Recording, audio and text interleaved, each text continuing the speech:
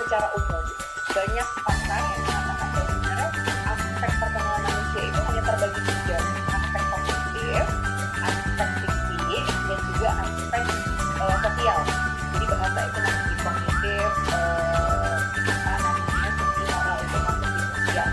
Nah, aspek perkembangan itulah yang nanti saling berhubungan, namun dalam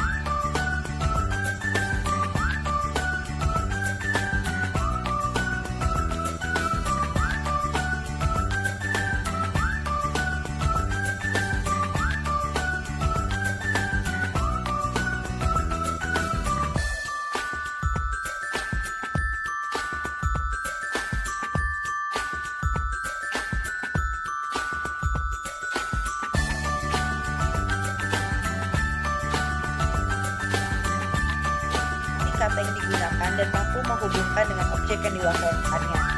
Anak mampu melafalkan kata dan dapat dipahami oleh orang lain dan bukan dengan mudah. Anak memahami kata-kata bukan karena telah sering mendengar atau menduga-duga. Jadi bisa disebut kalau misalnya membeo itu kan kayak mereka hanya kayak burung beo gitu, niru aja kata-katanya. Padahal mereka nggak tahu artinya.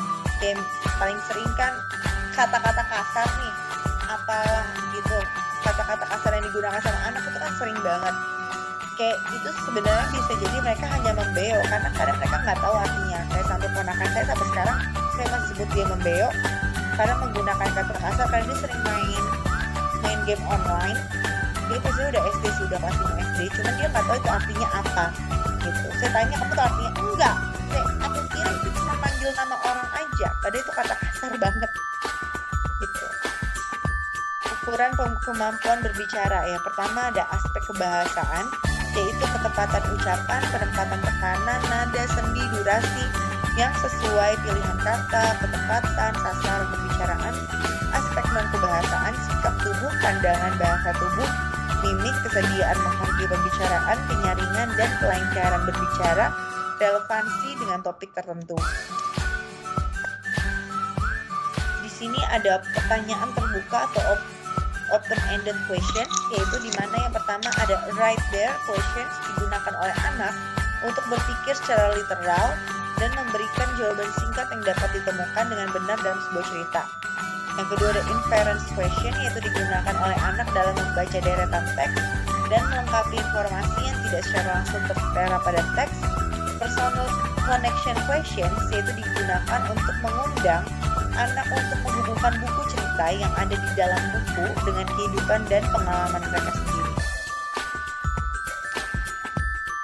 Di sini ada lingkungan yang mendukung perkembangan berbicara anak, yaitu pertama, pastikan wajah kita dan wajah anak saling berpandangan. Jadi jangan sampai kita ngobrol muka kita kemana, muka anaknya di mana. Ujilah usaha anak untuk mengembangkan komunikasinya.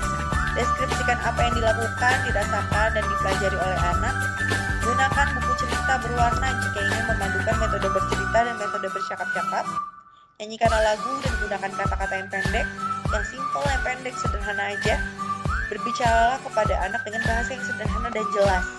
Jadi jangan sampai kita bilang mie goreng jadi mieng, mandi jadi endi, minum susu jadi minum cucu. Itu nggak imut. Soalnya jadinya kan kebawa sama anak sampai lama itu bisa terjadi. Jadi ada ngomong mieng padahal mie goreng. Minum cucu, harusnya minum susu. Karakteristik perkembangan berbicara. Yang pertama ada memahami beberapa kata sambung, mendefinisikan benda yang sama, menanyakan definisi kata-kata, menunjuk dada, tumit pergelangan kaki, rahang, menamakan warna hijau, kuning, oranye, dan ungu, memahami perbandingan, mengikuti 3 perintah yang tidak berhubungan dengan urutan yang benar, mengajukan pertanyaan kapan dan mengapa, memahami urutan kejadian saat diceritakan. Walaupun di karakteristiknya ini kita sadari bahwa ada beberapa anak mungkin yang kalian temukan bahwa kok dia nggak kayak gitu ya, jangan-jangan dia keterlambatan bicara. Enggak, ini karakteristik secara universal. Nggak semua anak karakteristiknya sama seperti ini. Tapi kalau misalnya secara garis besar, karakteristik perkembangan berbicara seperti ini. Cuman nggak bisa kita lihat bahwa ada satu karakteristik, oh ternyata anak itu nggak kayak gitu, wah dia keterlambatan berbicara nih. Enggak kayak gitu. Menggambarkan perbedaan benda-benda, menggambarkan persamaan benda-benda, dan sebagainya. Ini masih banyak lagi, bisa dibaca ya, nanti saya kirim.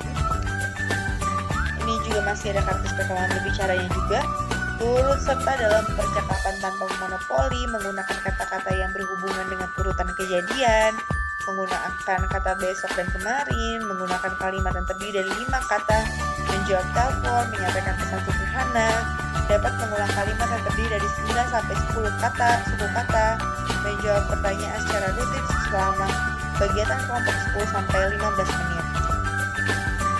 Menggunakan kalimat yang terdiri dari 6 kata, menghubungkan pengulangan atau berbagi benda di kelompok di kelas, menjawab pertanyaan kapan, mengulangi kalimat yang terdiri dari 10 dan 11 kata. Tapi ingat, gak semua anak seperti ini. Jadi kalau misalnya kayak dilihat bahwa anak yang aku didik dia cuma 5 dari sekian karakteristik, jangan-jangan dia telat berbicara.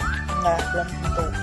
Jadi kita nggak bisa sepenuhnya lihat dari karakteristik ini, karena karakteristik ini sifatnya universal.